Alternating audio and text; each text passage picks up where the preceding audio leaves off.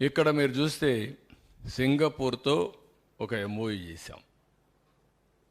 Singapore government ఎప్పుడు కూడా ప్రపంచంలో most respectable government, small state, most respectable, integrity కానీ, ఎఫిషియన్సీ కానీ, ఆనెస్టీలో కానీ నోబడి కెన్ క్వశ్చన్ సింగపూర్.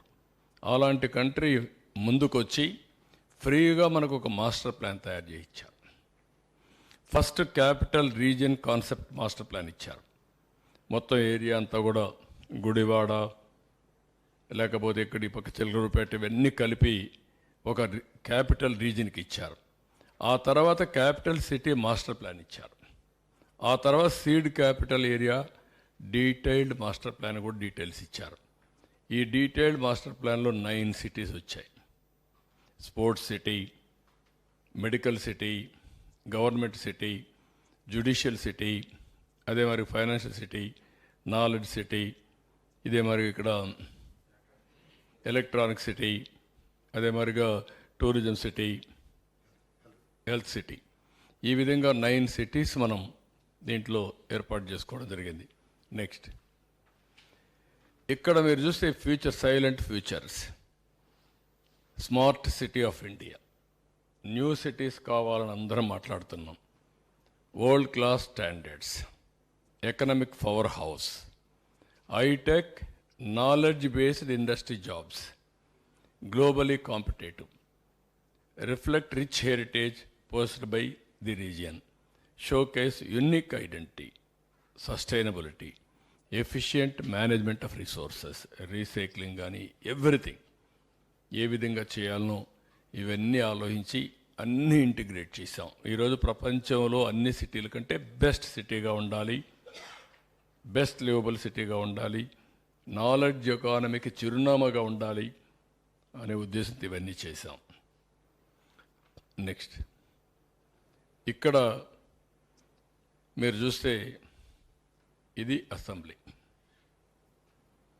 అన్నది బెస్ట్ అసెంబ్లీ ఇండియాలో ఉండాలని చెప్పి ప్లాన్ చేశాం. ఇది హైకోర్ట్, పక్కన కట్టింది డిస్ట్రిక్ట్ కోర్ట్. అది ఇమీడియట్గా రావాలని డిస్ట్రిక్ట్ కోర్టు కట్టాం. హైకోర్టు ఇది. ఇక్కడ వచ్చే కొద్దికి 5 టవర్స్, అడ్మినిస్ట్రేటివ్ బ్లాక్స్, మొత్తం హెడ్ ఆఫ్ ది డిపార్ట్మెంట్స్ అన్నీ కూడా ఒక చోట ఉండాలని, ఎఫిషియన్సీ పెరగాలని ఒక న్యూ కాన్సెప్ట్ తీసుకొచ్చాం. ఈరోజు ఢిల్లీలో ఏదైతే అన్ని డిపార్ట్మెంట్స్ సెంట్రల్ విస్తాకు తీసుకొచ్చారో ఆ కాన్సెప్ట్లో తీసుకొచ్చి ఇవన్నీ కూడా ఇక్కడే పెడదాం అని చెప్పి తీసుకొచ్చాం. ఇది కానీ వచ్చుంటే దానికి Norman and Foster consortium UK based master ఆర్కిటెక్ట్గా పెట్టి మొత్తం తయారు చేశాం. గ్రీనరీకి ఎక్కువ ప్రాధాన్యత ఇచ్చాం, వాటర్ ఫ్రంట్కి ఎక్కువ ప్రాధాన్యత ఇచ్చాం. అది అన్ని రోడ్లలో కూడా మీరు ఒకసారి చూస్తే ఒక్కొక్క రోడ్డుకు ఒక్కొక్క కలర్ ఫ్లవర్స్ పెట్టాం. అంటే ఇవన్నీ ఫ్లైఓవర్స్ మీకు డిఫరెంట్ ఫ్లైఓవర్స్, మామూలు ఫ్లైఓవర్స్ కాకుండా దేశంలో ఏ రాష్ట్రంలో ఏ సిటీకి లేకుండా ఫ్లైఓవర్స్ మనకు కృష్ణా నది మనకు ఒక్కరికే అడ్వాంటేజ్. ఏ సిటీ కూడా ఇన్ని కిలోమీటర్లు రివర్ ఫ్రంట్ ఎక్కడా లేదు. ఫ్రెష్ వాటర్, ఒక పక్క గోదావరి వాటర్ నిన్నే పట్టిసీమ ఆపరేట్ చేసాం, ఈరోజు ఆపరేట్ చేసాం, అది ఎప్పుడూ వస్తూ ఉంటుంది. ఇంకో పక్క కృష్ణా వాటర్ వస్తుంది. 2 నదుల అనుసంధానం, నీటి ఎద్దడి లేదు, ఫ్రెష్ వాటర్ ఉంటుంది. ఫ్రెష్ వాటర్ ఉన్నప్పుడు హెల్త్ కూడా ఇంప్రూవ్ అవుతుంది. ఇలాంటి కాన్సెప్ట్స్ అన్నీ పెట్టి మనం ముందుకు పోయాం. నెక్స్ట్ ఇక్కడ చూస్తే వర్కులు,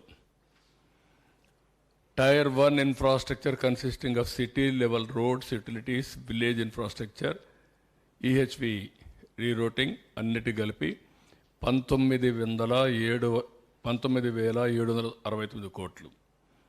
tyre 2 infrastructure, last mile connectivity, LPS layouts, వాళ్ళకి ఇచ్చిన ఇండ్లకు కూడా రోడ్లు, వాటర్, ఆల్ అమ్యూనిటీస్ మోడర్న్గా తయారు చేయాలి కదా, దానికి 17,910 కోట్లు. Amaravati government complex, essential infrastructure, BRTS అన్నిటి కలిపి 14,008 కోట్లు. టోటల్ ప్రాజెక్ట్ కాస్ట్ 51,687 కోట్లు. దీంట్లో టెండర్లు పిలిచింది 41,170 కోట్లు. ఇందులో డబ్బులు పే చేసింది 4,319 కోట్లు దగ్గర. ఇంకా 1,225 కోట్లు ఇంకా పే చేయాలి. అక్కడ ఆపేశాడు. అక్కడి నుంచి విధ్వంసం ప్రారంభమైంది. నెక్స్ట్ ఇది మీరు చూస్తే 19 పవర్కి వచ్చాడు. First act was destruction of Prajavedika.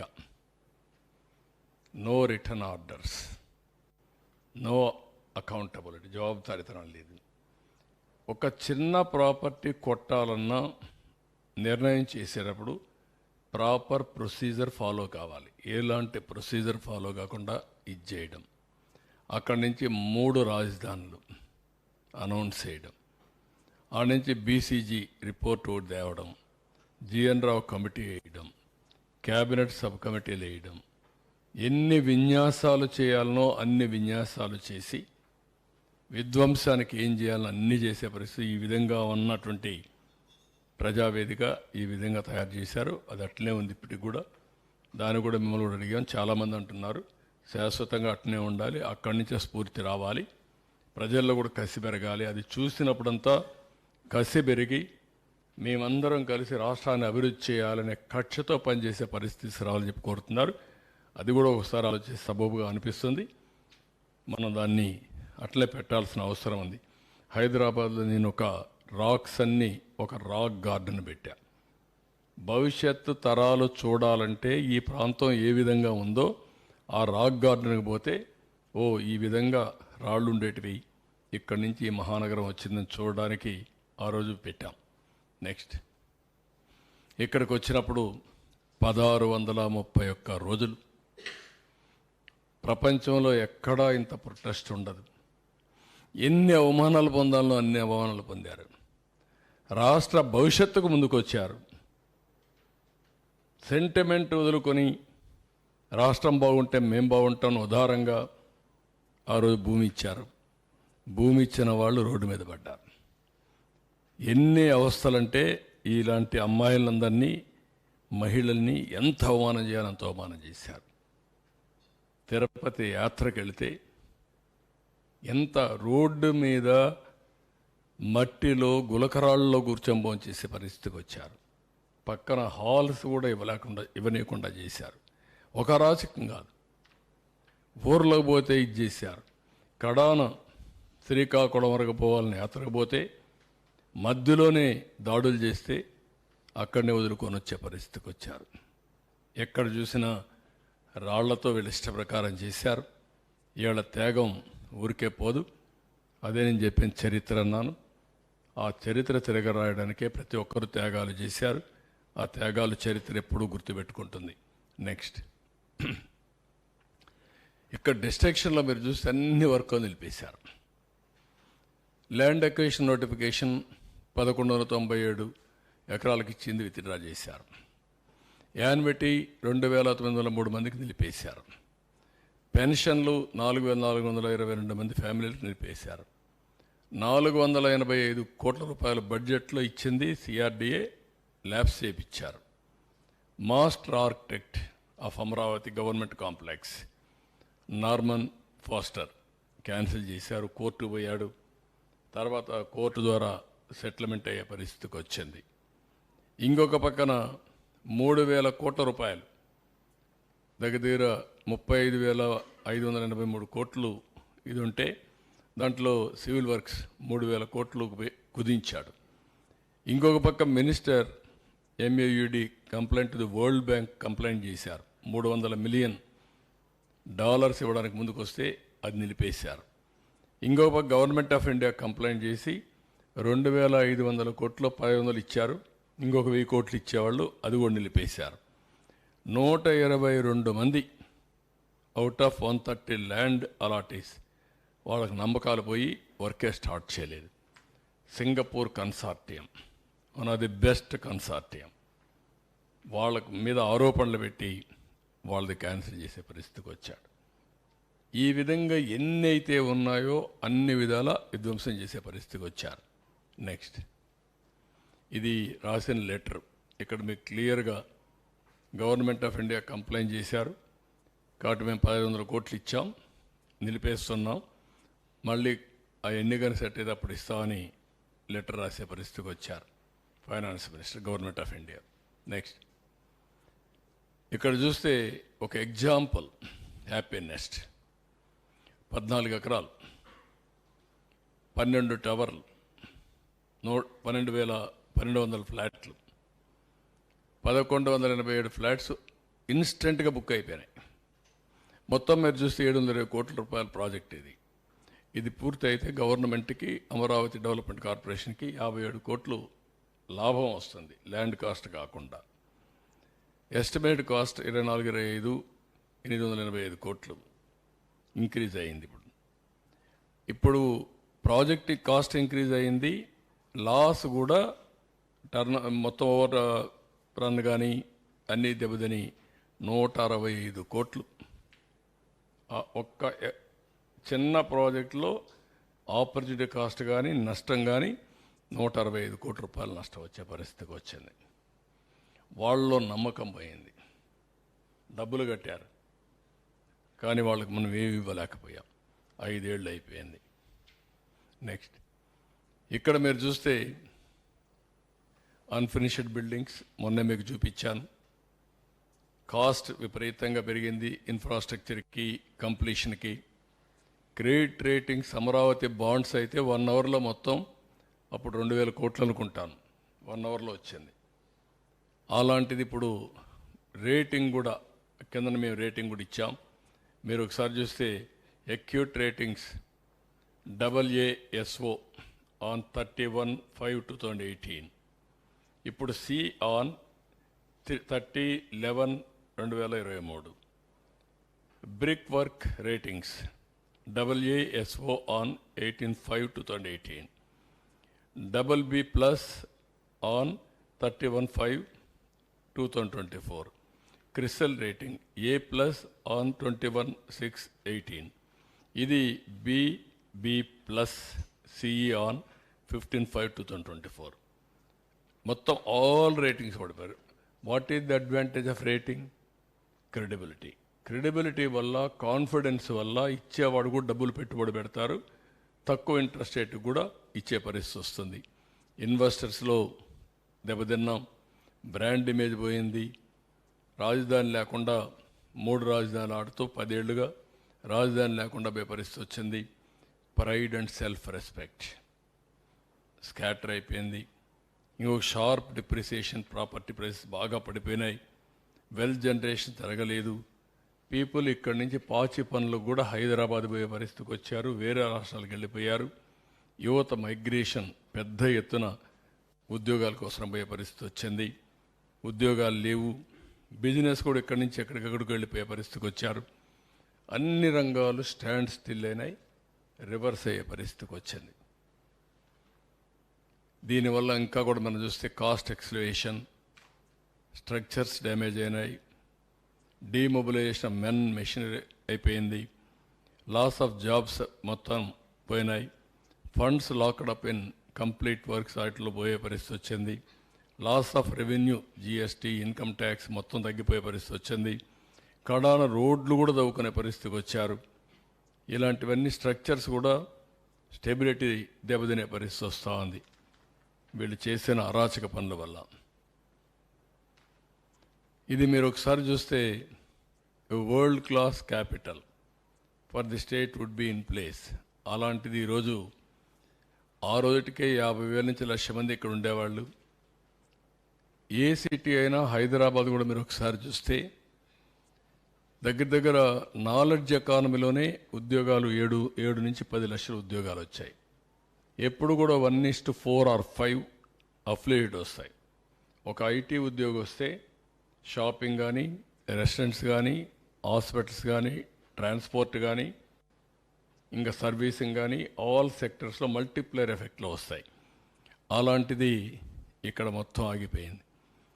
GSDP హైదరాబాద్లో ఇప్పుడు చూస్తే ఒక్క IT GSDP 1,70,000 కోట్లు 2 లక్షలకు వచ్చారు. ఇంకా పెరిగింది అనుకుంటాను, లేటెస్ట్ ఫిగర్ నా దగ్గర లేదు. 2 లక్షల పైన పెరిగిపోయే పరిస్థితి వచ్చింది. ఇన్కమ్ మొత్తం ఎవ్రీ ఇయర్ మల్టిప్లైర్ ఎఫెక్ట్లో పెరుగుతుంది. ఆవరేజ్ జిఎస్టీ మీరు చూస్తే 15% ఆవరేజ్. ఈ టైప్ ఆఫ్ యాక్టివిటీ కాదు, ఆవరేజ్ జిఎస్టీ కూడా 15 నుంచి 20% పెరుగుతుంది. Increase in property taxes, property prices, that is the wealth creation. ఎకరా మొన్నటి వరకు ఎట్లుంది, ఈరోజు ఎట్లుందో మీరు చూశారు. ఇది మల్టిప్లైర్ ఎఫెక్ట్. 1,00,000 రూపాయలు ఉండే ఎకరా 94, 95లో 100 కోట్లు అయింది. అంటే 10,000 రెట్లు పెరిగింది. దానివల్ల లాభం ఏంటి? 1 ఎకరా ఉండేవాడు కొంత అమ్ముకుంటే బెటర్ లివింగ్ స్టాండర్డ్సే కాకుండా ఇన్వెస్ట్మెంట్ ఆపర్చునిటీస్ వస్తాయి. బెటర్గా ఎక్స్పెండిచర్ చదువుకు కానీ ఆరోగ్యానికి కానీ ఖర్చు పెట్టుకునే పరిస్థితి వస్తుంది. That is how wealth creation happen అయ్యేది. Wealth generation across the state కూడా ఆగిపోయే పరిస్థితికి వచ్చింది. బాగా పర్ క్యాపిటల్ ఇన్కమ్ తగ్గింది, వెల్త్ కూడా క్రియేషన్ తగ్గిపోయే పరిస్థితికి వచ్చింది. ఇప్పుడు మీరు చూస్తే ఈ బిల్డింగ్స్ అనే 17 మొత్తం కలిసి ఇక్కడ ఎస్టిమేటెడ్ అమౌంట్ 9,617 కోట్లు, 1,958 కోట్లు వర్క్ డన్ కూడా చేశారు. ఇప్పుడు ఒక్కసారి ఆ బిల్డింగ్స్ చూస్తే మీకు ఒక ఐడియా వస్తుంది.